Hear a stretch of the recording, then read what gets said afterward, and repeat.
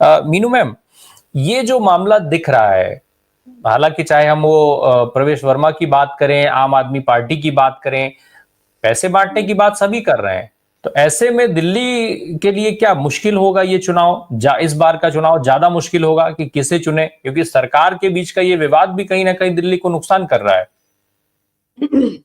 जी, आपने बिल्कुल सही किया, कहा कि जनता के लिए मुश्किल होगा चुनाव, क्योंकि देखिए आपको या सभी दर्शकों को भी ध्यान होगा कि दिल्ली की राजनीति में या ये कहिए नॉर्थ इंडिया की राजनीति में, जिसको कि मोदी जी रेवड़ी कहते हैं, या लेकिन मैं ये कहती हूँ कि जनता को सोशल सिक्योरिटी जैसी चीज है ये, बिजली फ्री देना या बस राइड फ्री देना, अगेन तो वो चीजें, शिक्षा या स्वास्थ्य के बारे में सरकार की तरफ से सहायता मिलना, तो ये मेरे हिसाब से एक वेलफेयर स्टेट का एक बहुत अच्छा नमूना होता है और दिया जाना चाहिए।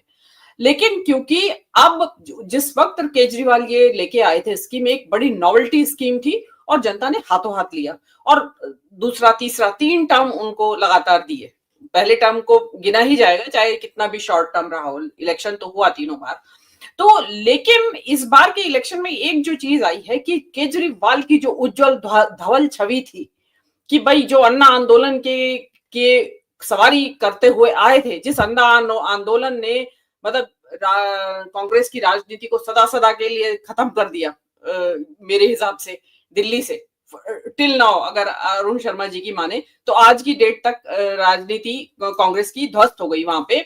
लेकिन अब जो ये शराब घोटाला नीति की जो कांड सामने आया, उस कांड में कितनी सच्चाई है, क्या है, ऐसी रकम भी बहुत बड़ी नहीं है, और जो वास्तव में वेंडेटा पॉलिटिक्स है, क्योंकि जो मोदी जी के अपनी सरकार में जो बाहर से लिए हुए लोग या उनके अपने ही घोटाले, इतने पीएम केयर फंड का घोटाला, राफेल का घोटाला, इलेक्टोरल बॉन्ड का घोटाला, बहुत बड़े बड़े घोटाले हो चुके हैं। लेकिन केजरीवाल की जो छवि थी, जिसको कि न केवल इंडिया बल्कि इंटरनेशनल लोग आते थे, मतलब उनकी चुनाव में लोग कैंपेन करने आते थे विदेशों से, उनके जो आईआईटीएंस, आईएम्स, बहुत लोग यहाँ आते थे छुट्टी लेके उनके कैंपेनिंग के लिए। इस बार उस चुनाव, उस जो छवि है उसमें डेंट लगा हुआ मुझे तो सीधे सीधे दिखाई देता है। उससे कितना उनको नुकसान होगा वोटों का, ये तो अभी समय बताएगा, जो वोटिंग होगी और जो रिजल्ट आएंगे उसके बाद। लेकिन वो केजरीवाल की वो छवि अब नहीं है कि भाई बिल्कुल जो ताल ठोक के कह सके कि ना मैंने खाया और ना मैंने किसी को खाने दिया, केवल पब्लिक को दिया, जो कुछ भी मेरे पास आया मैंने वो पब्लिक को दिया। वो अब केजरीवाल कहने की स्थिति में नहीं है। उसमें लगता भी है कि कायदे में तो केजरीवाल को लड़ना चाहिए था धमाके से चौथी बार इलेक्शन भी। भाई जिस तरीके से मोदी जी ने धमाल मचाया तीसरा इलेक्शन का, तीसरी बार चुनाव का, उस पर उसी तरीके से केजरीवाल को एंटाइटल था। लेकिन क्या वजह है, क्यों? क्योंकि लीगल प्रॉब्लम्स हैं उसके बीच, जिस कारण से केजरीवाल खुद मुख्यमंत्री पद का अपना चेहरा रख के आगे नहीं आ रहे हैं। लेकिन जो जनता के दिमाग में ये सवाल उठता है कि भाई पीछे क्यों केजरीवाल, ये तो आगे होना चाहिए था आदमी। एक्चुअली तो वोट कोई आतिशी को थोड़े पड़ेगा, अगर पड़ेगा तो जो भी वोट पहले पड़ा वो भी केजरीवाल के ऊपर पड़ा और बाद में पड़ा वो भी इसके ऊपर ही पड़ा। तो अब जो ये जो स्थिति है, और दूसरी बात यह है कि इस दौरान में जो ये आपने जो अभी राज्यपाल की भूमिका के बारे में बात की, और उसके बाद जो सुप्रीम कोर्ट ने में इनका लंबा मुकदमा चलता रहा अफसरों के तबादलों के ऊपर, और उसके बाद सरकार ने, केंद्र की सरकार ने कानून बना के पलट दिया उसको, सुप्रीम कोर्ट के फैसले को। उसके वास्ते जो दिल्ली की सरकार है वो मेरे नजर में तो नगर पालिका से भी कम अधिकार रह गए हैं उसके पास। तो ऐसी स्थिति में केजरीवाल क्या कर पाने में सक्षम होंगे? ये ठीक है 2100 रुपए दे सकेंगे, लेकिन जिस अरुण कुमार जी ने जिस सुविधाओं के एक्सपेंशन की बात की, कॉलेजेस के, हॉस्पिटल्स के, तो वो चीज जो है वो करने में मेरे ख्याल से जो राज्यपाल है वो जिस तरीके से हर वक्त अड़ंगे अड़ाते रहते हैं, इवन अब तो मतलब इससे हास्यास्पद बात किसी देश की राजनीति में हो नहीं सकती कि जो सत्तारूढ़ पॉलिटिकल पार्टी है वो कैंपेन कर रही है, अपना एक चुनावी वादा कर रही है, और उसके खिलाफत में ब्यूरोक्रेसी अखबारों में ऐड दे रही कि ऐसी कोई योजना नहीं है, और जिसका कि कोई लेना देना नहीं हो। इतना मूर्खतापूर्ण जो अभियान है किसी राज्य में या किसी इस देश की राजनीति में कभी मुझे नहीं लगता है कि ऐसा हुआ होगा। तो ये तो खैर देखना होगा कि केजरीवाल इसको कैसे काउंटर कर पाएंगे। लेकिन जो नॉवेल्टी, दो नॉवेल्टी जो थी, जो मैं उसको सम अप कर दूं, एक तो केजरीवाल की बेदाग छवि, धवल उज्जवल छवि जो थी उसमें डेंट लगा हुआ है इस बार। और जो उनका जो वेलफेयर स्टेट का जो फ्रीबीज जिसको बोलते हैं, वो अब एक कॉमन हो गया। अब जनता बार्गेनिंग पोजीशन में आ गई कि भी कौन बढ़िया देगा, जो ज्यादा देगा हम उसको देंगे। और इस वक्त जरूरत भी जिस तरीके का एक खाई पैदा हो गई है अमीरी गरीबी के बीच में, तो जो गरीब लोग हैं, निम्न वर्ग के लोग हैं, उनको डेफिनेटली एक सहायता की जरूरत है। और वो एक बहुत बड़े प्लेयर साबित होंगे, गेम चेंजर साबित होंगे इस राजनीति में। अब वो किधर जाता है वो तबका, ये देखने वाली बात होगी। जी मीनू मैम, जो मैं बात कर रहा था, जहां से जो प्रेम सर ने बात कही, ऑलमोस्ट वही बात शशि सर ने भी कही। अब इंडिया गठबंधन के लिहाज से हम बात करें तो हरियाणा में आम आदमी पार्टी ने यही काम किया, फिर अब कांग्रेस पार्टी भी दिल्ली में वही काम कर रही है। इंडिया गठबंधन के लिहाज से देखें तो कांग्रेस पार्टी की जिम्मेदारी बड़ी है, राष्ट्रीय पार्टी इकलौती है।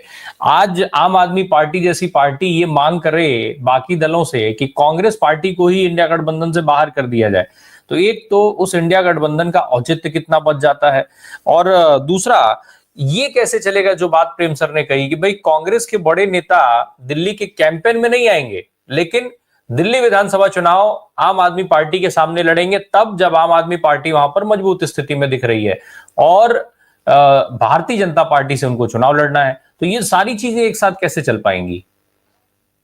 जी राम प्रकाश जी, इसमें सबसे इंटरेस्टिंग बात तो यही है कि आम आदमी पार्टी वो पार्टी थी जिसने सबसे आखिर में, अगर मैं सही हूं तो सबसे आखिर में इंडिया गठबंधन ज्वाइन किया था। बल्कि सब कह रहे थे कि केजरीवाल को ज्वाइन करना चाहिए, साथ में इकट्ठा होना चाहिए। और इनफैक्ट उनके ऊपर डाउट्स भी होने लगे थे सबको कि ये वास्तव में भी पार्टी है बीजेपी की, और ये और भाजपा के दबाव का आरोप लगा था कि भाजपा के दबाव में ये ज्वाइन नहीं करेंगे, ये चीजें चल रही थी। जी और इनफैक्ट इसमें तो यहां तक हुआ था, ये इंडिया गठबंधन अस्तित्व में आने से पहले तक केसीआर जो आपके तेलंगाना वाले हैं, उन्होंने अपनी पार्टी को राष्ट्रीय पार्टी बनाया था। और अपने अखिलेश यादव और अरविंद केजरीवाल, इन तीनों ने मिलीजुली रैली दिल्ली में भी की थी, इकट्ठा रैली, और तेलंगाना में भी की थी।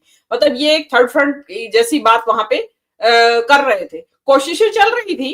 लेकिन आम आदमी पार्टी कभी भी इंडिया गठबंधन का हिस्सा, कांग्रेस को तो एक तरफ अगर कर भी ने, तो वो बहुत ही रिलक्टेंटली, आखिर में जब केजरीवाल अरेस्ट होने की तैयारी हो गई और मतलब ये हुआ कि बस आज होंगे और कल होंगे, तो उस बहुत जिस वक्त संकट से घिर गई, तब जाके वो लोग इंडिया गठबंधन में शामिल हुए। कि उसमें इंडिया गठबंधन तो खैर क्या बचा पाता और क्या हो पाता, अल्टीमेटली बेल तो मिली, सभी को मिला बेल। देखिए, और उसमें आरोप है, पता नहीं साबित होंगे भी नहीं होंगे कितना, क्योंकि बीजेपी का जो ट्रैक रिकॉर्ड चला आ रहा है उसमें अब कह नहीं सकते कि सारे आरोप सच्चे भी हैं, लेकिन है, सब ऐसा है। और लेकिन आम आदमी पार्टी ने, गुजरात के इलेक्शन थे, वहां पे ये लोग गए, जबकि वहां कांग्रेस और बीजेपी सीधे टक्कर में थी। कांग्रेस कितना ढीले लड़ रही थी, या वो बाद की बातें, उड़ाई ज्यादा गई थी वो बातें। तो एक वो चीज थी। आप यहाँ के इलेक्शन देख लीजिए, गोवा में गए थे ये, जिस गोवा के ऊपर सबसे ज्यादा ये शराब नीति वाले पैसे को बताया जा रहा है, ट्रेल बताई जा रही है प्रोसिक्यूशन द्वारा कि वहां खर्च हुए, मतलब बड़ी बेहूदी सी ट्रेल बताई है, लेकिन वहां बहुत जबरदस्त खर्चा किया इन्होंने, आम आदमी पार्टी ने। तो वहां पे भी इनको इंडिया गठबंधन, या ये कह दीजिए कि कांग्रेस के साथ कोई सहयोग वाली बात नहीं थी। हिमाचल में देख लीजिए, लास्ट मोमेंट पे ये लोग गए उठ के वहां से पंजाब की तरफ, और पंजाब में जो हुआ है, खैर चलिए, वहां तो उनकी टैसिट अंडरस्टैंडिंग थी कि चलिए हम इकट्ठा नहीं लड़ेंगे, अगर इकट्ठा होकर लड़े तो वोट भाजपा को चला जाएगा, वो एक सही रणनीति थी। तो प्रोबेबली हो सकता है ये नीति यहाँ पे भी हो, लेकिन ऐसा दिखाई दे नहीं रहा है कि यही रणनीति ये लोग यहाँ पे भी अप्लाई करने वाले हैं। तो इससे केजरीवाल, वैसे भी जैसे ममता बनर्जी हैं या केजरीवाल हैं, उन दोनों की एक तरीके से इंडिया गठबंधन के जितने भी दल हैं, सहयोगी दल, उनके साथ मुझे लगता नहीं है कि उनको बहुत ज्यादा कोई कंफर्टेबल महसूस करते हैं, या वो चाहते भी हैं साथ चलना। मुझे तो लगता है कि दोनों ही अलग अलग चलना चाहते हैं, और वो चाहते हैं कि इतना मजबूती के साथ हम उभरे ऑल इंडिया लेवल पे। जैसे ममता बनर्जी, वो भी चाह रही है, मतलब उन्होंने भी गोवा में, याद होगा, इलेक्शन लड़े थे वो, जबकि टीएमसी का कोई लेना देना नहीं है। आम आदमी पार्टी ने भी लड़ा था इस तरीके से। यहाँ उत्तराखंड में चर्चाएं थी, एक नेता है बहुत बड़े, उन्होंने तो मेरे से कहा था कि मुझे ऑफर था, अमाउंट भी बताया उन्होंने मुझे कि आप स्टेब्लिश कीजिए टीएमसी को यहाँ पे उत्तराखंड में, लेकिन यहाँ हो नहीं पाई, यहाँ टेकर नहीं था कोई। तो वो वाली चीज थी। तो उनको लगता है कि हम अपना पैन इंडिया बेस बनाए, इसमें ममता बनर्जी भी है और केजरीवाल भी हैं, और ताकि हम नेशनल पार्टी के रूप में स्थापित हो पाए। देखिए बुराई कुछ नहीं है ऐसा करने में, अगर वो करते हैं और सफल हो जाते हैं नेशनल अपना फुटप्रिंट स्थापित करने में तो कोई दिक्कत नहीं है, होना चाहिए। उससे कांग्रेस को भी थोड़ा सा सबक मिलेगा कि भी आपके ढुलमुल रवैये चलेंगे तो यही होगा, कोई ना कोई ऑप्शन तो या ऑल्टरनेटिव तो खड़ा करना पड़ेगा ना भाजपा के सामने।